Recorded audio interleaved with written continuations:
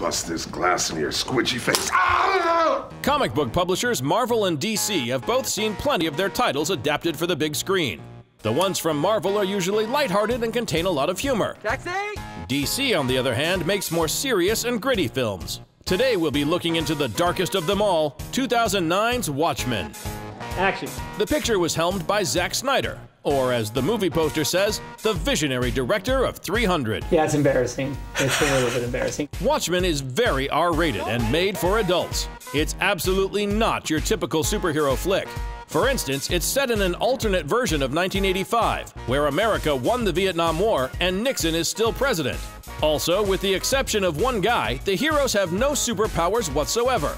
The comic books it originates from were released in the late 80s. For years, people have been trying to make a movie out of it, but couldn't get it right. And then Snyder came along. Now, mass culture has a lot of comic book reference in the sense that mass culture understands what a comic book hero is now without ever having read a comic book because of all the movies that have been made.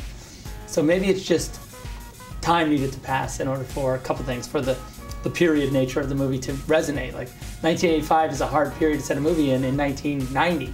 It's only 5 years ago. So it's now that we're 20 years down the road, it's a different world. Will you tell them? You tell them they're dead. I'm gonna take out this entire rat hole neighborhood. You tell them I'm gonna break your neck.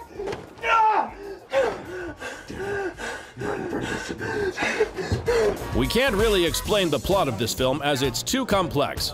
If you plan on watching it, expect a deep, character-driven story with questionable heroes and bad guys who kind of have a point. The wonderful thing about this graphic novel is that it has such a human touch to it. I mean, we're talking about a superhero film that has these broken down human beings, really, that really don't have any superpowers.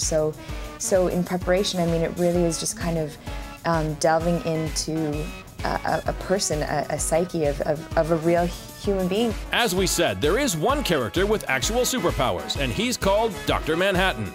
Actor Billy Crudup took on the role and had to play his scenes in a pretty interesting outfit. It's a full motion capture suit, so the editors could digitally replace him. Also, the costume contains 2,500 blue lights, so the glow he emits is all natural.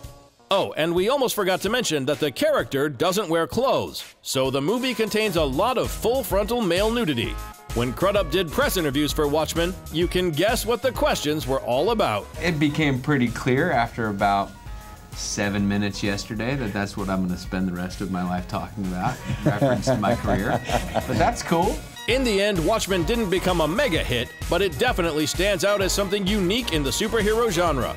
Zack Snyder proved he could direct great hero flicks and later ended up making Man of Steel and Batman vs. Superman, and is currently helming 2 upcoming Justice League movies. Good evening, Rorschach.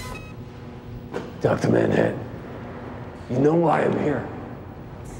Yes, but you're going to leave disappointed. Like what you see? Subscribe to our channel for more exclusive clips.